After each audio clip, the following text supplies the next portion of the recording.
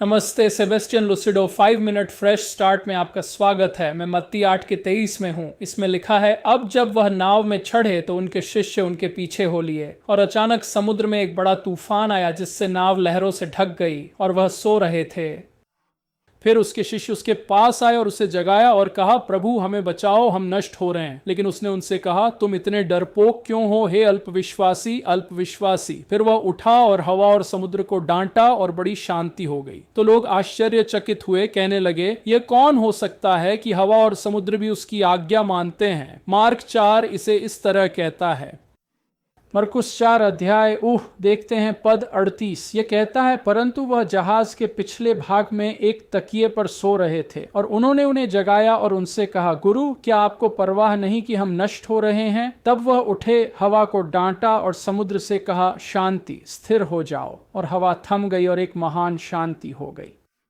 लेकिन उन्होंने उनसे कहा, तुम इतने डरपोक क्यों हो, तुम्हें विश्वास क्यों नहीं है। और वे अत्यधिक डर गए और एक दूसरे से कहने लगे, ये कौन हो सकता है कि हवा और लहरें भी हमारी बात मानती हैं। तो आप जानते हैं, चलिए इसे समझते हैं, क्योंकि आप या तो सांसारिक सोच रहे हैं या आध्यात्मिक। यही मेरा संदेश है आज।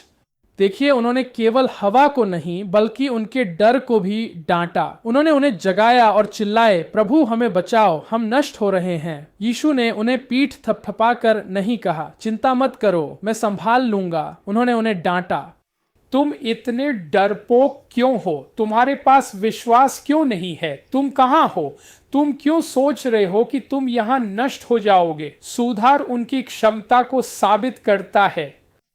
जब यीशु ने कहा कि वह हमें कभी उस चीज के लिए नहीं डांटेंगे जो हम सही नहीं कर सकते, वह हमें कभी सही नहीं करेंगे अगर हमारे पास क्षमता नहीं है। जब उन्होंने उनके छोटे विश्वास को पुकारा तो वह पहले से ही पुष्टि कर रहे थे कि परमेश्वर का वचन और उनका विश्वास उन्हें इस स्थिति से बिना अपनी जान की भीख मांगे निकाल सकता था। उसी तरह की परिस्थितियां आप जानते हैं, और यीशु उनके भीतर की आंतरिक शांति वही शांति बन गई जो वातावरण परिस्थिति पर शासन करती थी। देखिए, यह एक तूफान हो सकता है, या यह डॉक्टर से मिली कोई निदान हो सकती है, यह एक सीपीएस से मिली निदान हो सकती है, यह एक जीवन घटना हो सकती है। और जिस तरह से हम परिस्थिति को देखते हैं वह निर्धारित करता है कि हमें किस प्रकार की शांति मिलेगी और हम इसे कैसे पार करेंगे। तो इस विशेष मामले में यह एक तूफान था। तो यीशु ने कहा, तुम्हारे पास ये क्षमता है कि तुम्हें प्रार्थना करनी है और कहना है शांति स्थिर रहो, लेकिन तुम्हारे पास ये क्षमता भी है कि तुम जानो कि तुम यहां नष्ट नहीं होने वाले हो, तुम इसे पार कर दूसरी ओर पहुंच जाओगे। और इसलिए जब हम किसी चीज को देखते हैं हमें कहना होता है हम इसे कैसे देखते हैं। क्या हम परिस्थिति को देखते हैं या यीशु को। इसका एक अच्छा उदाहरण वह 12 जासूस हैं जो वादा किए गए देश में गए थे। 10 वापस आए और उनके पास एक बुरी रिपोर्ट थी, और जोशुआ, कालेब और अन्य ने कहा, हम सक्षम हैं। आप देखिए, उन्होंने परिस्थिति देखी, लेकिन जोशुआ और उनके साथ जो अन्य थे उन्होंने भगवान को देखा।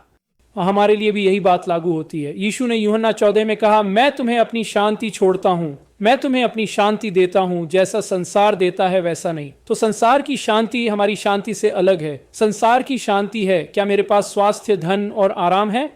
हमारी शांति यीशु है, क्योंकि ऐसा कुछ नहीं है जो वे हम पर फेंक सकते हैं जिसे वह संभाल नहीं सकते। ऐसी कोई स्थिति नहीं है जिसमें वह हमें बचा नहीं सकते। कोई भी धनराशि नहीं, कोई कैंसर निदान नहीं, ऐसी कोई चीज नहीं है जिसे परमेश्वर की आत्मा और परमेश्वर की शक्ति हमारे लिए संबोधित नहीं कर सकती। तो हमारी शांति यीशु में है। तो इसमें उन्हें शांति होनी चाहिए थी और उनके पास शांति होती। जब आप बाइबल को देखते हैं तो हमें सिर्फ यह नहीं कहना चाहिए, ओ हाँ ये एक अच्छा विचार है। हमें इसे अपने जीवन का हिस्सा बनाना चाहिए, हमें इसमें चलना चाहिए, हमें सोचना चाहिए। ठीक है, परिस्थिति बुरी खबर, मैं इसे उस तरह नहीं देखता, मैं इसे भगवान के तरीके से देखता हूं। खैर, भगवान आपका भला करे। देखने के लिए धन्यवाद। कृपया साझा करें, फॉलो करें, लाइक करें, टिप्पणी करें। ये वास्तव में सोशल मीडिया पर एल्गोरिदम में हमारी मदद करता है। मेरा मतलब है वे हमें तुरंत बंद कर देते हैं अगर वीडियो के साथ कोई इंटरेक्शन नहीं होता। ये हमारे 1,50,000 फॉलोअर्स तक भी नहीं पहुंचता। और फिर एक पार्टनर बने, हम यहाँ महान काम कर रहे हैं। ये संदेश 6 अन्य भाषाओं में अनुवादित किया जाएगा और दुनिया के उन हिस्सों में भेजा जाएगा। आपके उपहारों ने हमें 6 भाषाओं और 60,000 अनुयायियों तक पहुंचाया है जो संयुक्त राज्य अमेरिका में नहीं हैं। वे मध्य पूर्व में हैं। वे चीनी भाषी क्षेत्र, भारतीय भाषी क्षेत्र, फ्रेंच, स्पेनिश और अरबी में हैं। खैर, भगवान आपका भला करे। आपका दिन शुभ हो। देखने के लिए धन्यवाद। आज देखने के लिए धन्यवाद। सूचित रहने और मंत्रालय के साथ खड़े रहने के लिए watchersoftruth.com पर जाएं। आपको मुफ्त संसाधन, पूर्ण शिक्षण श्रृंखला और सुसमाचार फैलाने में हमारे साथ साझेदारी करने के तरीके मिलेंगे। आज ही watchersoftruth.com पर दान करें।